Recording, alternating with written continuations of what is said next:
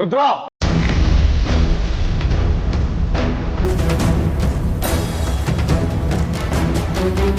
ಅಮೃತ, ನೀನ್ ಎಷ್ಟೇ ಜಪ ತಪ ಮಾಡಿದ್ರು ಇವತ್ತು ಮಾತ್ರ ನಮ್ಮಿಂದ ತಪ್ಪಿಸ್ಕೊಳ್ಳೋಕೆ ಸಾಧ್ಯ ಇಲ್ಲ.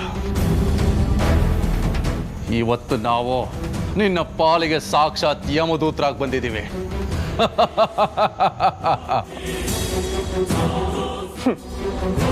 ಕಣ್ಣು ಮುಚ್ಚಿಕೊಂಡು ಮಂತ್ರಗಳನ್ನ ಪಠಿಸಿ ಜೀವ ಉಳಿಸ್ಕೋಬಹುದು ಅನ್ನೋ ಭ್ರಮೆನಲ್ಲಿರಬೇಡ. ಏಯ್, ಒಳ್ಳೆ ಮಾತಲ್ಲಿ ಹೇಳ್ತಾ ಇದ್ದೀವಿ. ಆ ಮಂಡಲದಿಂದ ಹೊರಗೆ ಬಂದ್ರೆ ಸರಿ, ಇಲ್ಲ ಅಂದ್ರೆ ಆಗಿದ್ದಾಗ್ಲಿ ಅಂತ ಆ ಮಂಡಲನ ಕೆಡಿಸಿ ನಿನ್ನ ಎತ್ತಾಕೊಂಡು ಹೋಗ್ತೀವಿ. ಯಾರು ನೀವಿಬ್ರು?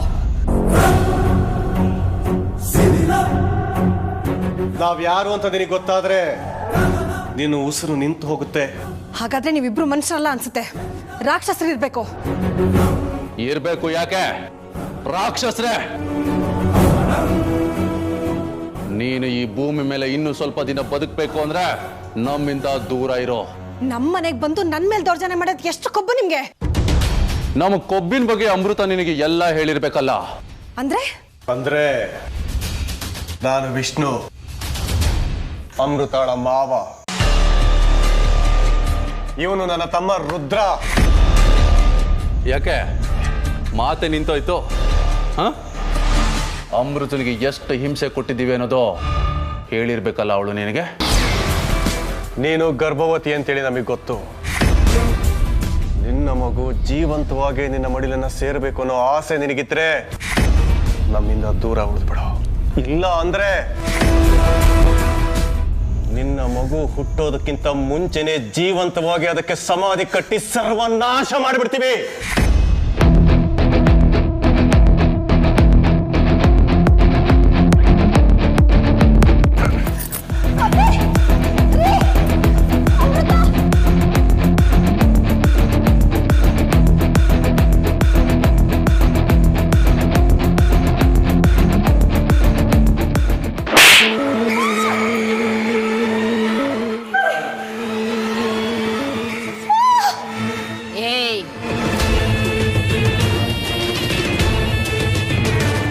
ಅಂಜಬಾರದು, ಅಳುಕಬಾರದು. ಫಲದ ಹಂಬಲವಿದ್ದರೆ ಸಾಲದು, ಜಯಿಸುವ ಬೆಂಬಲವಿರಬೇಕು. ಅಮೃತ, ನೀನು ಅರ್ಧಕ್ಕೆ ಎದ್ದರೆ ನಿನ್ನ ಆಸೆ ಜಪದ ಫಲ ಎರಡೂ ಫಲಿಸೋದಿಲ್ಲ. ಯಾವುದೇ ಕಾರಣಕ್ಕೂ ನಿನ್ನ ಜಪ ನಿಲ್ಲಿಸಬೇಡ. ಏಯ್ ಮುದ್ಕೆ, ಅವಳಿಗೇನು ನೀನು 7 ಸುತ್ತಿನ ಕೋಟೆ ಅನ್ನೋ ತರ ಮಾತಾಡ್ತಾ ಇದ್ಯಾ? ಏಯ್, ಹಿರಿಯರಿಗೆ ಗೌರವ ಕೊಡೋದು ಸಂಸ್ಕೃತಿ. ನಮಗೆ ಸಂಸ್ಕಾರನೇ ಇಲ್ಲ, ಇನ್ನು ಸಂಸ್ಕೃತಿ ಎಲ್ಲಿಂದ ಬರಬೇಕು? ಅದು ನಿಮ್ಮ ನಾಲಿಗೆನೆ ಹೇಳ್ತಾ ಇದೆ. ನಾನು ಅಮೃತ ಪಾಲಿಗೆ 7 ಸುತ್ತಿನ ಕೋಟೆ ಅಲ್ಲ, ವಜ್ರದ ಕೋಟೆ. ಅದನ್ನ ಬೇಯಿಸೋದಕ್ಕಾಗ್ಲಿ ಛೇದಿಸೋದಕ್ಕಾಗ್ಲಿ ನಿಮ್ ಕೈ ಸಾಧ್ಯ ಇಲ್ಲ.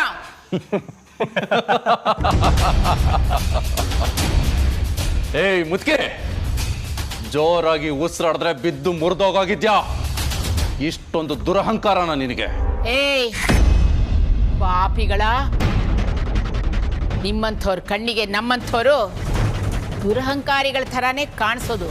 ರುದ್ರ, ಈ ಮುದುಕಿ ಹತ್ರ ಅನಾವಶ್ಯಕವಾಗಿ ಮಾತಾಡಿ ಸಮಯನ ಯಾಕೋ ವ್ಯರ್ಥ ಮಾಡ್ತಾ ಇದೀಯಾ? ಇವಳನ್ನ ಮುಗಿಸಿ ಒಂದು ತನ್ನ ಎತ್ತು ಹಾಕೊಂಡು ಹೋಗೋಣ, ನಡಿ. ಏಯ್, ನಿಮ್ಮ ಒಳ್ಳೆಯದಕ್ಕೋಸ್ಕರ ಹೇಳ್ತಾ ಇದ್ದೀನಿ, ಮೊದಲಿನಿಂದ ಹೊರಟೋಗಿ.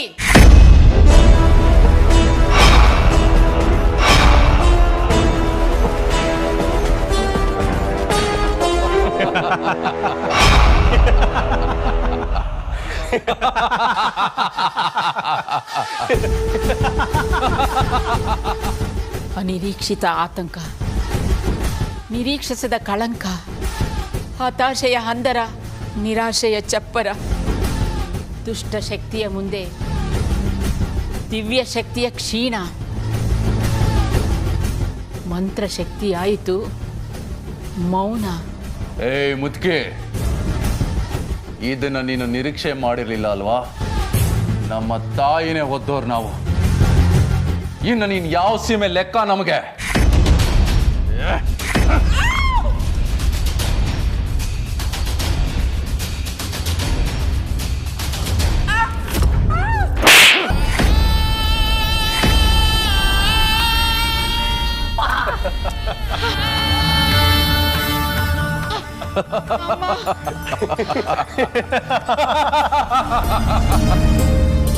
ಅಮೃತ, ನನ್ನ ಬಗ್ಗೆ ಯೋಚನೆ ಮಾಡಕ್ ಹೋಗ್ಬೇಡ. ಯಾವುದೇ ಕಾರಣಕ್ಕೂ ಜಪ ನಿಲ್ಲಿಸ್ಬೇಡ. ನೀನು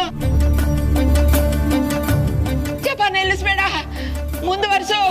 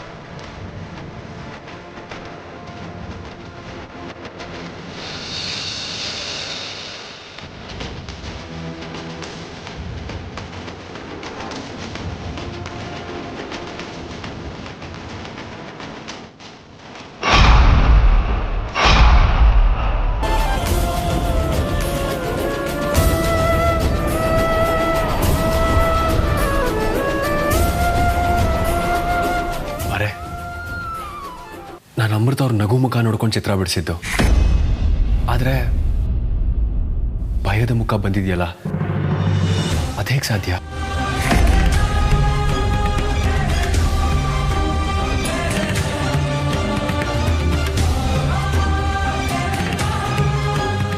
ಅಮೃತ ಅವರು ಯಾವತ್ತೂ ಇಷ್ಟು ಭಯದಲ್ಲಿರಲಿಲ್ಲ. ಹಾಗಾದ್ರೆ ಅಮೃತ ಅವರು ಏನೋ ಆಪತ್ತಲ್ಲಿದ್ದಾರೆ.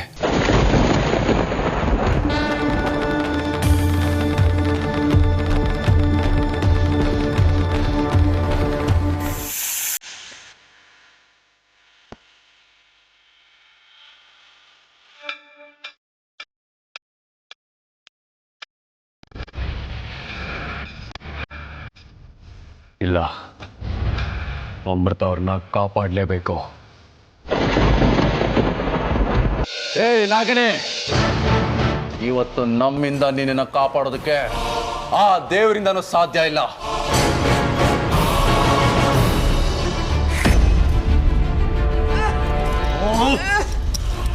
ಮುದುಕಿ ಹೋಗ್ಲಿ ಬದುಕೊಳ್ಳಿ ಅಂತ ಬಿಟ್ರೆ ಆಯ್ತು. ನಿಂದು ಮುಖ ಏನೋ ನೋಡ್ತಿದ್ಯಾ? ಬದ್ ಬಿಸಾಕ ಆ ಕಡೆ ಅವಣ್ಣ.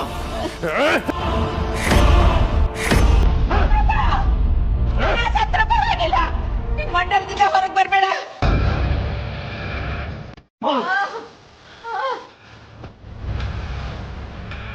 ಅಮೃತ,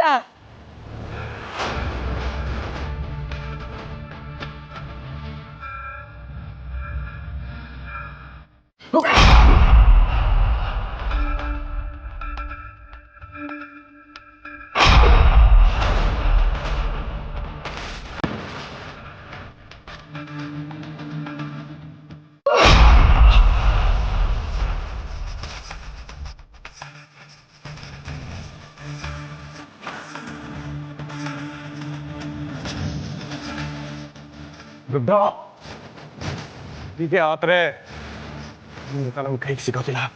ಏನ್ ಮಾಡೋದು?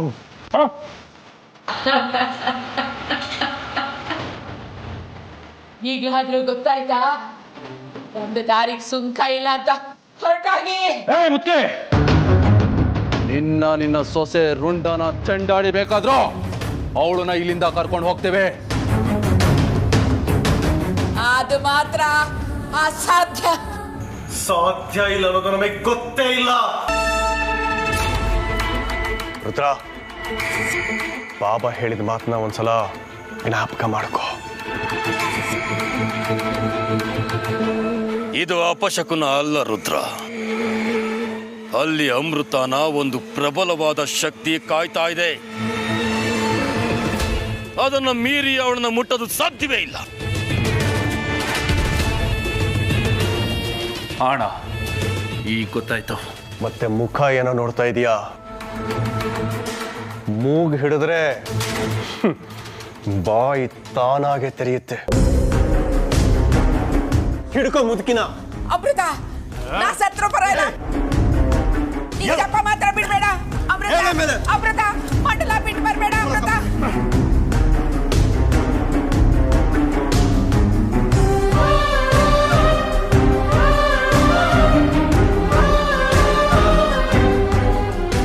ಅಮೃತ ಅಲ್ಲಿಂದ ಎದ್ದು ಬರಬಾರ್ದಾ? ಎದ್ದು ಬರಬಾರ್ದಾ?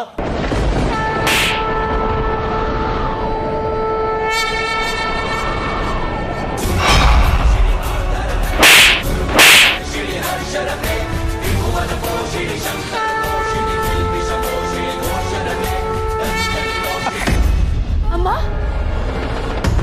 ಓಹೋ, ಅಮೃತ ಬಾ ಬಾ.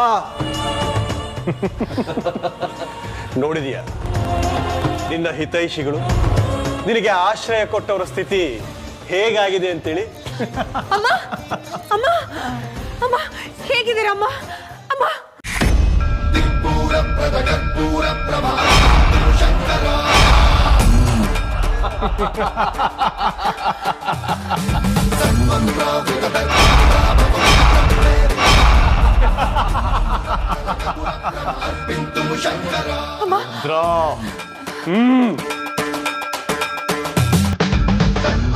ನಗಣಿ, ನಿನ್ನ ಕತೆ ಮುಗೀತು.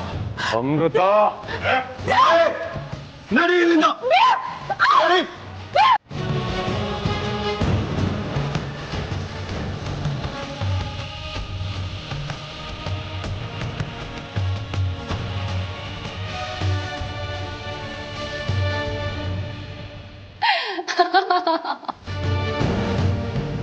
ಭೈರವ, ನಿನ್ನ ಶಕ್ತಿ ಸಾಮರ್ಥ್ಯಕ್ಕೆ ಶಬಾಷ್ ಅನ್ಲೇಬೇಕು. ಯಾಕಂದ್ರೆ ನನ್ನ ಕೈಯಲ್ಲಿ ಮಾಡಕ್ಕಾಗದೆ ಇರೋದನ್ನ ನಿನ್ನ ಶಕ್ತಿಯಿಂದ ಮಾಡ್ತಾ ಇದೀಯ. ನೀನ್ ಮಾತು ಕೊಟ್ಟಾಗೆ ಅಮೃತನ್ ಸಂಹಾರ ಮಾಡಿದ್ರೆ ನಾನ್ ನಿನಗ್ ಮಾತು ಕೊಟ್ಟಾಗೆ ನನ್ನ ರಹಸ್ಯನ ಹೇಳ್ತೀನಿ. ನಾನು ಈಗಲೇ ಆ ಭೈರವನ್ ಬಳಿ ಹೋದ್ರೆ ಆ ವಿಷ್ಣುಗೆ ರುದ್ರಂಗೆ ನನ್ನ ರಹಸ್ಯ ಗೊತ್ತಾಗೋಗುತ್ತೆ. ನನ್ನ ಗುರಿ ಈಡೇರೋವರೆಗೂ ನನಗೂ ಭೈರವಂಗೂ ಪರಿಚಯ ಇದೆ ಅನ್ನೋದು ಅವ್ರಿಗೆ ಗೊತ್ತಾಗ್ಲೇಬಾರ್ದು.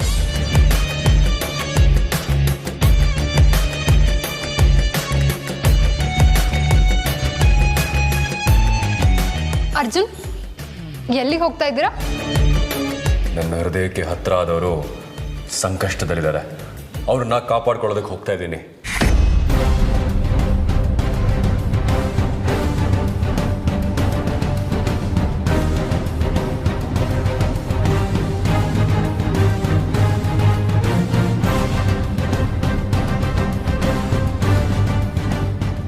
ಇವನು ಹೋಗ್ತಾ ಇರೋದು ಅಮೃತನ್ನ ಕಾಪಾಡೋದಿಕ್ಕೆ. ಅರ್ಜುನ್ನ ಹೇಗಾದ್ರೂ ಮಾಡಿ ತಡಿಬೇಕು.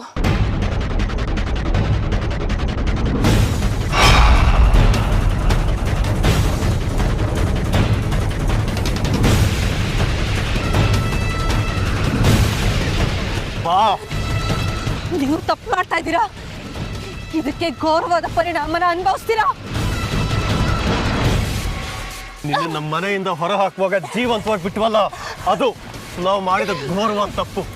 ಆದ್ರೆ ಇವತ್ತು ಮಾತ್ರ ಆ ತಪ್ಪನ ಮಾಡೋದಿಲ್ಲ. ಸರಿ, ನಿನ್ನ ಮುಗಿಸೋದಂತೂ ಸತ್ಯ. ಅದನ್ನ ಯಾರಿಂದನೂ ತಪ್ಪಿಸೋದಕ್ಕೂ ಆಗೋದಿಲ್ಲ.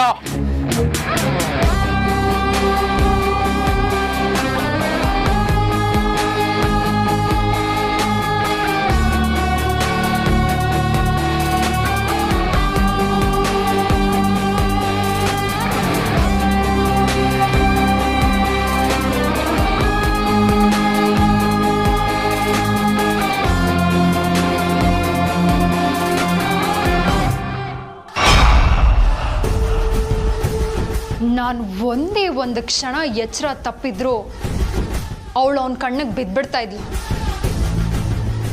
ಅರ್ಜುನ್, ಇವತ್ತು ನೀನು ಅಮೃತನ್ ಹುಡ್ಕೊಂಡು ಹೋಗ್ತಾ ಇದೆಯಾ, ಆದರೆ ಇವತ್ತು ಅಮೃತನ್ ಕೊನೆ ದಿನ.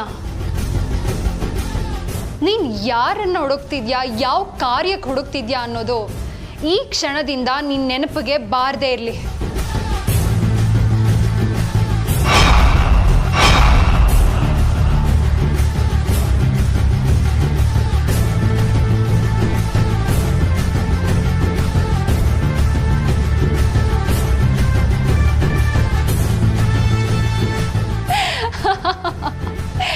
ಅರ್ಜುನ್, ನೀನು ನನ್ನ ಅಂಕೆಯಲ್ಲಿದ್ಯಾ. ನಾನು ಆಡಿಸ್ದಾಗೆ ಆಡೋ ಸೂತ್ರದ ಬೊಂಬೆ ನೀನು.